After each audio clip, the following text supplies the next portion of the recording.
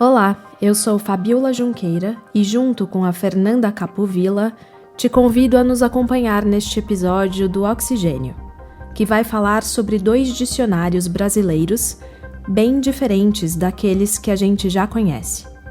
Vamos falar de 2 dicionários que nos ajudam a entender o momento histórico e político que estamos vivendo atualmente. São dicionários temáticos, ambos publicados neste ano de 2022. Será que estes dicionários fazem parte da divulgação científica brasileira? Será que eles realmente contribuem e estimulam o conhecimento e a promoção de debates? Você pode traduzir em termos menos herméticos aquilo que a linguagem de cada ciência ou disciplina, no âmbito acadêmico-científico, discute, né, em outro plano. Mas é muito importante abrir esse espaço, né, para mostrar para as pessoas, né, como é que abrir a caixa da ciência e mostrar as ferramentas, né, as engrenagens, né, como é que funciona e como é que isso pode, não necessariamente, melhorar a vida das pessoas, de todas as pessoas, não só de algumas. Este que você acabou de ouvir é o professor José Luiz Raton, pesquisador do Departamento de Sociologia e do Programa de Pós-Graduação em Sociologia da Universidade Federal de Pernambuco. Ele também é coordenador do Núcleo de Estudos e Pesquisas em Crime, Violência e Políticas Públicas de Segurança da mesma universidade. Eu e o Zé... O Zé, a quem ele se refere, é o professor José Leon Suaco, pesquisador do Instituto de Estudos Sociais e Políticos da Universidade do Estado do Rio de Janeiro. Além de outros temas, ele pesquisa sobre as formas de mobilização e oposição às ciências como contramovimentos científicos, negacionismos, ceticismos, anti-intelectualismo e as formas acadêmicas de organização em defesa das ciências. Juntos, eles organizaram o Dicionário dos Negacionismos no Brasil, publicado pela CEP Editora em abril deste ano, 2022.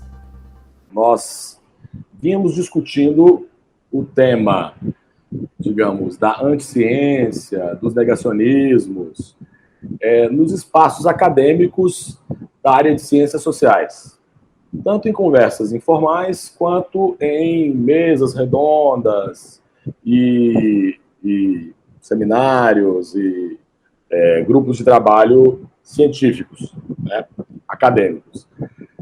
E o que acontece é que o Zé tem a ideia da gente organizar uma espécie de dicionário anti-ciência. E é uma pauta que me interessava também, ele sabia. E eu proponho para ele, faço uma contraproposta. Vamos discutir anti-ciência, mas vamos discutir os negacionismos. Porque como há uma conexão entre posições anti-ciência e os negacionismos contemporâneos, que tal se a gente fizer uma questão mais ampla, porque ela abrange o fenômeno em a partir de diversos olhares. O Dicionário dos Negacionismos no Brasil, que eles organizaram, contou com a colaboração de 112 especialistas que abordaram em linguagem acessível mais de 100 termos relacionados aos negacionismos identificados atualmente no Brasil. Olá, eu sou a Fernanda Capovilla, e o outro dicionário que vamos falar é o Dicionário de Termos Ambíguos do Debate Político Atual, pequeno dicionário que você não sabia que existia. A resposta imediata foi muito bacana, entendeu? Foi muito legal, foi muito legal. Agora a gente está trabalhando com outra equipe, uma nova equipe, eu e Sônia, para escrever mais 4, são 4 verbetes novos, 5 verbetes novos até o final do ano, que a gente está monitorando o que esse povo está fazendo. Esses que você ouviu agora são a Sônia Correia e o Rodrigo Borba. Ambos são responsáveis pela organização e atualizações periódicas do dicionário Termos Ambíguos do Debate Político Atual. Esse material tem livre acesso, é gratuito e acompanha o movimento dinâmico dos debates.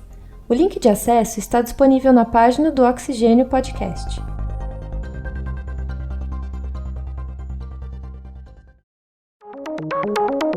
Você está ouvindo Oxigênio.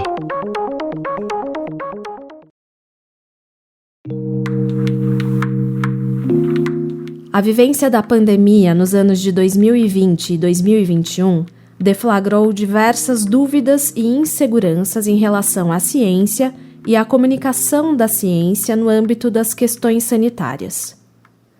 De repente, surgiram médicos infectologistas, biólogos, sanitaristas e diversos outros profissionais especialistas em diversas áreas, comunicando sobre uma situação preocupante, que resultou em mais de 680 mil mortos no Brasil e quase 6,5 milhões de mortes no mundo. Mas o negacionismo não surgiu com o coronavírus. É um fenômeno antigo, presente em sociedades autoritárias que valorizam certezas absolutas e que não abrem espaço para debate transparente. Uma sociedade avessa a questionamentos e refutações acadêmicas. Faz parte do fazer científico, do desenvolvimento da ciência, a prática de compartilhar informações, expor métodos e viabilizar discussões. Os negacionismos fazem parte de um fenômeno complexo, que deve ser desconstruído a partir de diversos aspectos. Nos últimos anos, vimos médicos anti-vacina, por exemplo. O termo pode parecer um conceito teórico, a princípio, mas não é. Os negacionismos nos afetam diariamente e nos colocam diante de muitos riscos. Então a gente vai conectando, digamos, e montando esse mosaico dos negacionismos. O impacto, qual é o impacto disso? Nós temos vários tipos de impacto. O primeiro, por exemplo, negar a pandemia, transformá-la numa gripezinha, negar a eficácia da vacina, e aí tem implicações para a construção de políticas públicas. Essa negação da ciência como uma forma de conhecimento que orienta a tomada de decisão no plano das políticas públicas, ela tem consequências graves. A negação da máscara, esse processo de disseminação de informações sobre a máscara, a suposta ineficiência da máscara. Então, isso tem impacto concreto na vida das pessoas. A negação do aquecimento global, ela tem impacto sobre medidas que permitem atenuar e garantem condições de sustentabilidade para o Brasil e para a humanidade. A negação da questão indígena, ela tem implicações para a sobrevivência desses grupos, dessas populações indígenas. A negação da tortura e da ditadura militar, ela impede, parcialmente ao menos, que as gerações novas entendam o que aconteceu no país a partir das contribuições da história enquanto ciência, e das ciências sociais, e pessoas que não viveram processos autoritários não possam, a partir do conhecimento produzido, que começa a ser negado, entender as possibilidades de que isso volte a acontecer. E aí nós temos, digamos assim, a consequência de negar a história significa que a memória social e coletiva, ao ser negada, ela impede o aprendizado coletivo da sociedade. O aprendizado que uma forma de conhecimento, que são as ciências sociais, a história, podem trazer, mostrando as diferentes faces do que aconteceu, mas aconteceu. Na nossa conversa, Raton deixa claro que qualquer tipo de negacionismo tem implicações danosas para o funcionamento da democracia e que a recusa negacionista é uma recusa à ciência como fala de conhecimento. Conhecimento este que pode ser generalizado, pode ser utilizado para o bem de todos. A ciência é um bem comum. Ao mesmo tempo, os negacionismos funcionam como uma recusa à democracia, à possibilidade de tolerância que a democracia traz, pelo menos potencialmente em seu interior. A ciência, ela traz o conhecimento que ela, de alguma forma, desloca as pessoas das posições em que estavam. E esse deslocamento, quando ele é apropriado pelos movimentos sociais, ou quando ele é protagonizado pelos movimentos sociais, e a ciência incorpora formas de estudo, ele exige que a sociedade construa uma resposta diferente. Políticas de cotas, políticas de equidade de gênero, políticas de defesa das populações indígenas, políticas públicas de aprendizado social que evitem que a tortura se repita, né? Uma defesa da democracia, mostrando que a democracia, com todas as suas imperfeições, ela é o espaço que permite posições diferentes convivendo, o que é muito distinto dos períodos autoritários, que produzem, né, perseguição, que produzem uma visão de sociedade que não é inclusiva. Então, aí a gente vai articulando e mostrando como é que disseminar esse tipo de conhecimento e mostrar a formação desses negacionismos enquanto processos coletivos, muitas vezes intencionais, lobbies econômicos, né, lobbies políticos, mas muitas vezes não intencionais.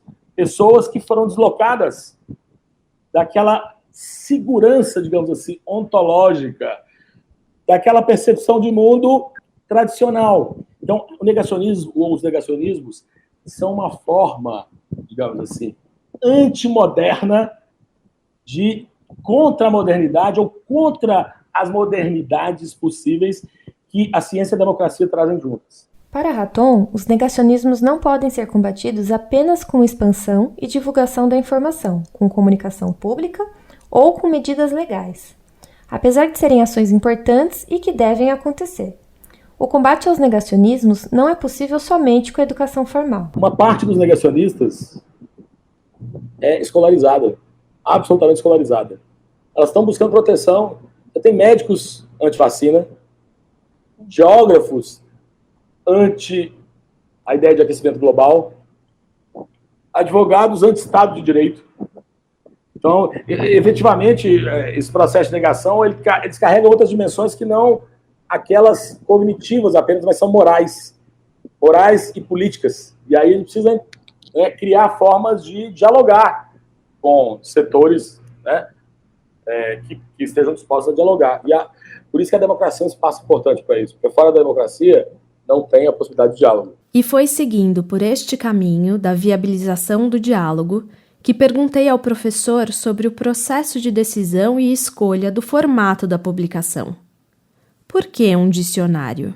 A gente começou a pensar nas pessoas e também a pensar que tipo de publicação.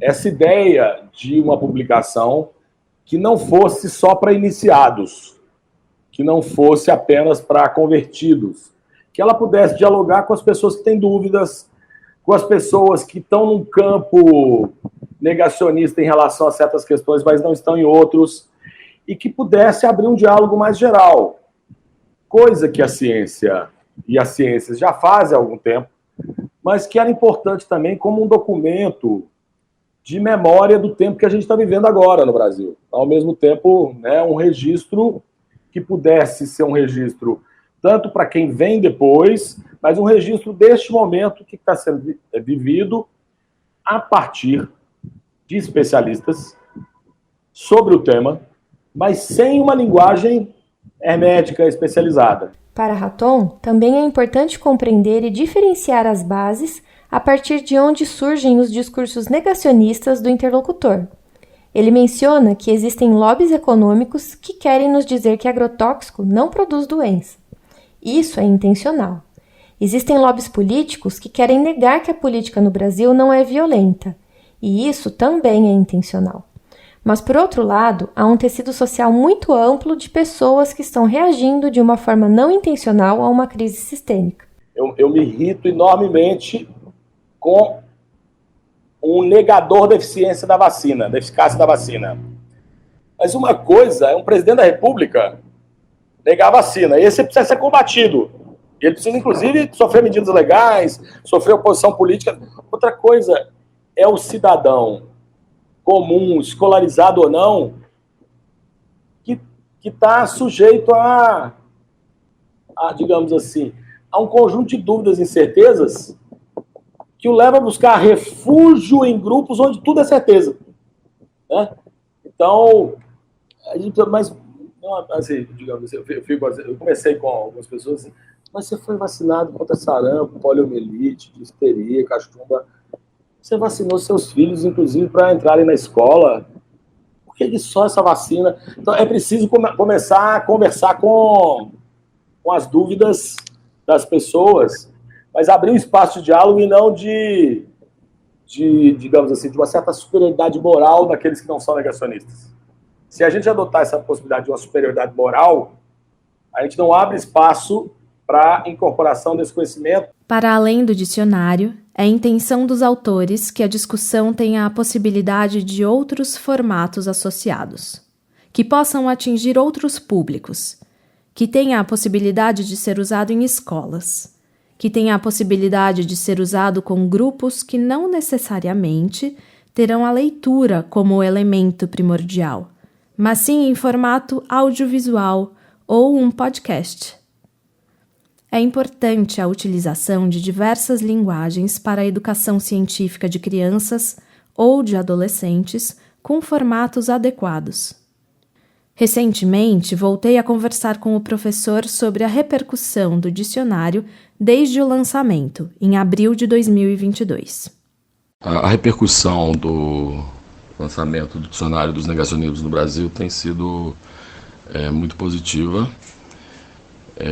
Nós somos convidados para vários eventos sob forma de live na internet, em várias capitais brasileiras, além do lançamento que a editora, que a CEP organizou em São Paulo, Rio, Belo Horizonte, no Recife, onde foi o lançamento nacional, e estão programados outros lançamentos por demanda, inclusive, dos autores que estão espalhados e autoras que estão espalhados pelo Brasil todo, em Natal, em João Pessoa, em Brasília, agora no Paraná e em outros estados. E a gente tem notícia de pessoas que têm encontrado nas livrarias o dicionário e têm entrado em contato com a gente. Houve um debate também na Fiocruz, foi um debate muito importante. Enfim, o dicionário tem tido um impacto que é bacana. As 4 primeiras semanas posteriores ao lançamento do dicionário, o dicionário esteve muito bem posicionado em termos de vendas na categoria jornalismo e jornalismo científico ou jornalismo história da Amazon. São categorias criadas pela própria Amazon, que não são muito precisas, mas que tem a ver com divulgação científica, e uma categoria também que é sobre história da América do Sul. Enfim, o dicionário a gente tem encontrado um retorno muito interessante. Algumas professoras e professores, pesquisadores e pesquisadoras universitários têm usado o dicionário com a graduação nas universidades. Enfim, o dicionário teve e tem tido um papel interessante nesse debate sobre os negacionismos do Brasil, que é tanto um problema público relevante, quanto é um problema que a universidade precisa se debruçar para poder pensar de forma mais qualificada, mas que possa ser comunicada também o impacto dos negacionismos no país e fora do país também.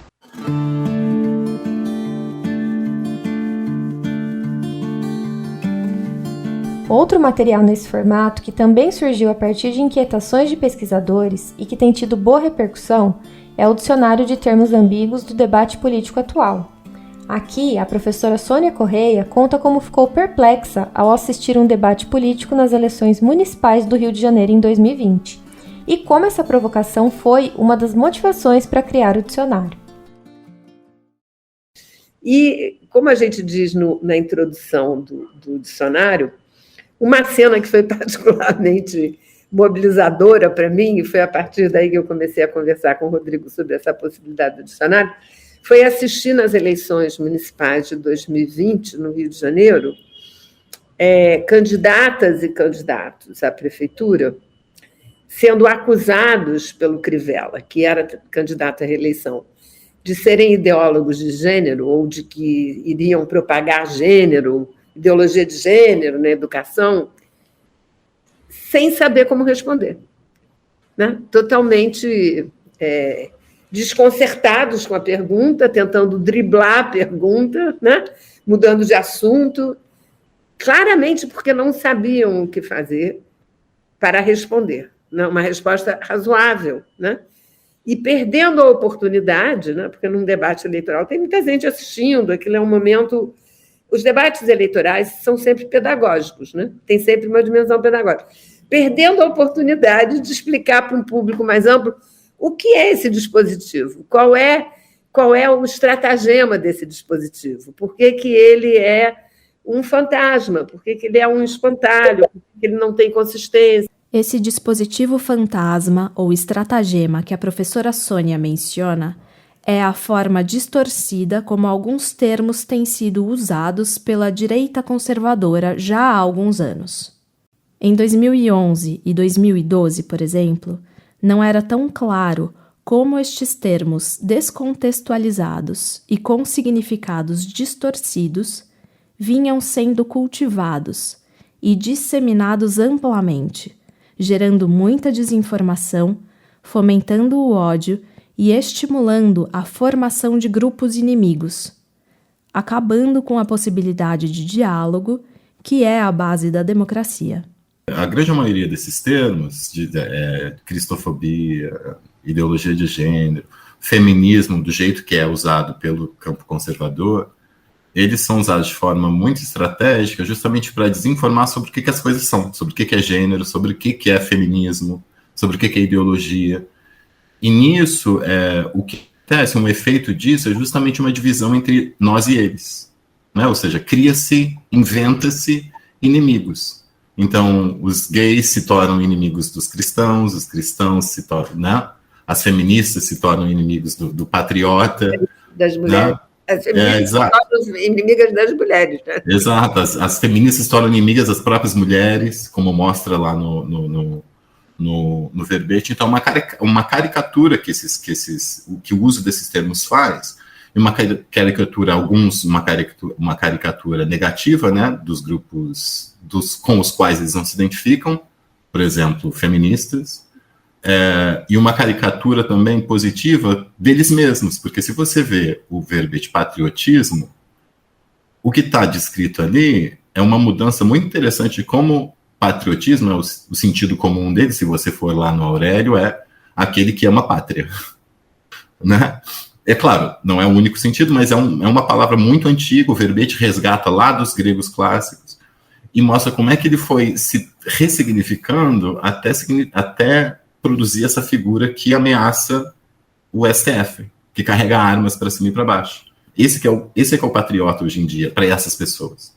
Né? Então, a desinformação, esses usos muito específicos desses termos, que já são, a grande maioria, já são bem estabelecidos no léxico, alguns mais recentes, mas a grande maioria já bem estabelecidos no léxico, né? O brasileiro médio conhece, já ouviu falar de ideologia, já ouviu falar de gênero, já ouviu falar de feminismo, né? Já ouviu falar de patriotismo. O brasileiro médio conhece essas palavras, mas a forma que elas são usadas, e tem um truque, como eu costumava dizer, tem um truque ali semântico que muda, que inverte, né? Vira do lado avesso, começa a significar uma coisa completamente diferente. E isso também pegou o campo progressista de surpresa. Quando as pessoas começaram a ouvir ideologia de gênero, ninguém deu bola. Lá em 2011, 2012, ninguém deu bola. Isso é bobagem. Isso não existe. Os verbetes apresentados no dicionário são ideologia, politicamente correto, marxismo cultural, racismo reverso, cristofobia, patriotismo, ideologia de gênero e feminismo. Valeria um episódio inteiro para tratar de cada um deles. A equipe de autores é formada por pesquisadores experientes que se relacionam há anos com cada um dos temas, tanto do ponto de vista teórico e acadêmico, como do ponto de vista de atuação social. Eu, durante muitos e muitos anos, venho trabalhando com temas de gênero e sexualidade, e nunca estritamente no campo acadêmico. Eu sou uma pessoa híbrida, né, que tem inserções acadêmicas, mas eu tenho atuado ao longo da minha vida, sobretudo no campo da ação política, no campo da sociedade civil, né, das organizações não governamentais. E por causa dessa trajetória, desde sempre, eu tive ao longo dessa trajetória muitos momentos em que fizemos coletivamente esforços de tradução de temas complexos, né? Então, é um pouco, num certo sentido, o esforço do dicionário está inserido numa trajetória, num percurso mais longo da minha trajetória como feminista, né? Das pedagogias feministas, né? Eu me lembro, por exemplo, fizemos muitas coisas nos anos 80, nos anos 90, né? De tradução de conceitos complexos, direitos reprodutivos, como as mulheres são tratadas na filosofia, né? Uma série de exercícios de tradução de ideias complexas para uma audiência mais ampla, né, com menor acesso à informação e a esse tipo de produção de conhecimento. Assim como a Sônia, outros pesquisadores se dedicaram a estudar conceitos sociais e políticos.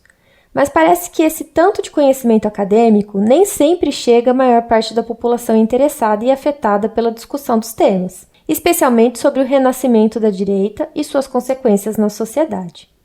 Há muito conhecimento produzido sobre esse renascimento da direita, né, e sobre esses vocabulários, ideologia de gênero, marxismo cultural, ideologia, há muito conhecimento acumulado sobre isso, e o que estava nos incomodando assim, também de base era o fato de esse conhecimento não circular para as pessoas que são mais diretamente atingidas por esses ataques. A grande maioria desses termos, dos verbetes, eles estão descrevendo um processo esse processo de fagocitação, que ou seja, pega um termo que todo mundo já conhece e o vira do avesso, né, para significar outras coisas. A professora usa o termo fagocitação para explicar como um determinado conceito acaba sendo compreendido de outra forma, totalmente diferente de seu significado original. Capturar uma terminologia que é usada pelo campo progressista, esvaziar o seu sentido, né?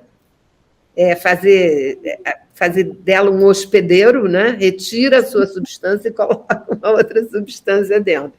Então, um pouco foi essa a ideia, a gente começou a conversar. Eu tinha certeza que não dava para fazer isso sem o aporte da linguística. E foi daí que surgiu a ideia de criar um material consistente, confiável, com linguagem narrativa e acessível ao grande público, utilizando inclusive imagens em cartoons e vídeos para facilitar a compreensão. Então, quando ela chegou com essa ideia, ela tinha tido acesso ao dicionário francês, que é muito complexo, é uma terminologia muito complexa. Daí a gente chegou à ideia, então vamos fazer um dicionário para alunos de graduação.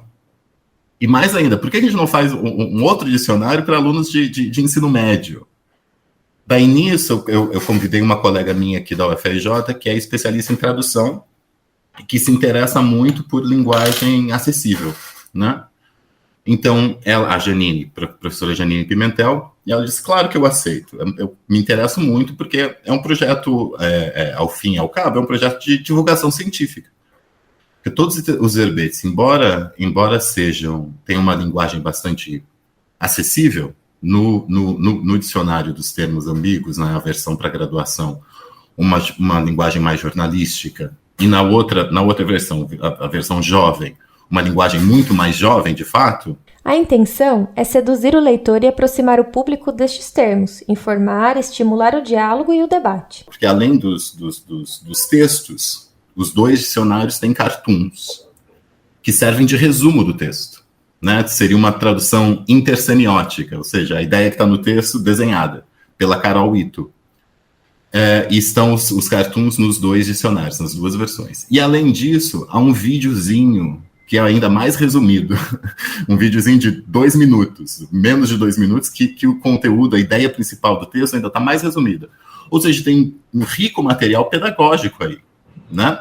Além de disseminação, ou seja, vamos atingir o maior número de pessoas possível, serve de um material pedagógico muito rico, tem muita coisa que se pode fazer em sala de aula, por exemplo. Uma das dificuldades do processo complexo de elaboração e pesquisa do dicionário foi encontrar a origem de alguns termos e acompanhar como ele foi se transformando ao longo do tempo. O professor Rodrigo nos deu um exemplo sobre o racismo reverso, que não existe da forma como tem sido usado atualmente. Então, cada pessoa da equipe ficou responsável por um termo, a gente fazia a pesquisa, né? Muita pesquisa envolvida, muitas leituras. À medida que novos termos foram aparecendo, outras pessoas foram entrando. Esse é o caso de racismo reverso, por exemplo. E em vários desses, foi muito difícil, por exemplo, achar a origem desses termos. E, às vezes, as origens eram muito surpreendentes. E um bom exemplo é o do racismo reverso, porque racismo reverso foi um termo cunhado pelo movimento negro nos Estados Unidos. Não para falar do que hoje se chama racismo reverso, mas para falar de outra coisa. Era um movimento político, em que negros, a comunidade negra se reunia para votar em políticos negros. Isso chegou hoje significando uma coisa completamente diferente, que seria racismo contra pessoas brancas, que é um negócio que não existe. Para finalizar, os professores destacam mais uma vez a característica intencional de transformação e manipulação dos termos. É preciso conhecer a teoria para transformá-la e divulgá-la de forma distorcida em benefício de interesses próprios. É a construção de uma mentira, não é uma simples informação errada sem intencionalidade que surgiu a partir da falta de conhecimento de quem a divulga. Aqui não, você tem uma desinformação elaborada de maneira muito sofisticada, porque recorre a uma terminologia consagrada, né? Consagrada na produção científica, recorre a argumentos científicos, né? Para desqualificar essa mesma produção científica. E um discurso muito esquemático também, né? Yes. Eles simplificam coisas que são muito complexas. Mas não simplificam porque não entendem. Simplificam justamente porque entendem bem, ao ponto de usar de forma muito estratégica, ao ponto de saber selecionar os trechos dos textos que vão ser mais polêmicos. Então, elas selecionam coisas muito específicas, tiram de contexto e dizem, olhem o que as feministas querem. E do outro lado também. A ideia de ser patriota, por exemplo, de ser cidadão de bem. A coisa acontece dos dois lados, só que de forma inversa. Né? Ou seja, para produzir uma identidade boa para eles, nós não temos ideologia, nós nos preocupamos com as mulheres, nós nos preocupamos com as famílias. Quem tem ideologia é esse povo aí que pensa em ideologia de gênero.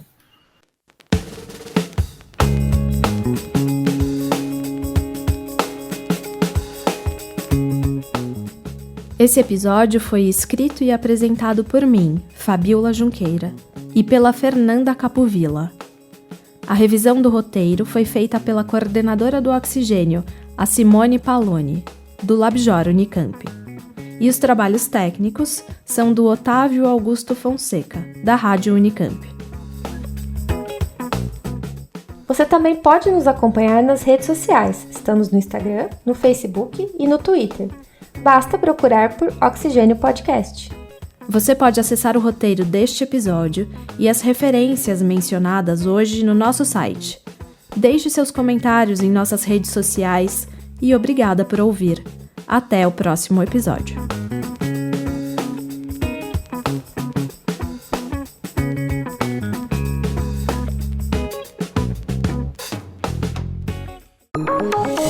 Oxigênio.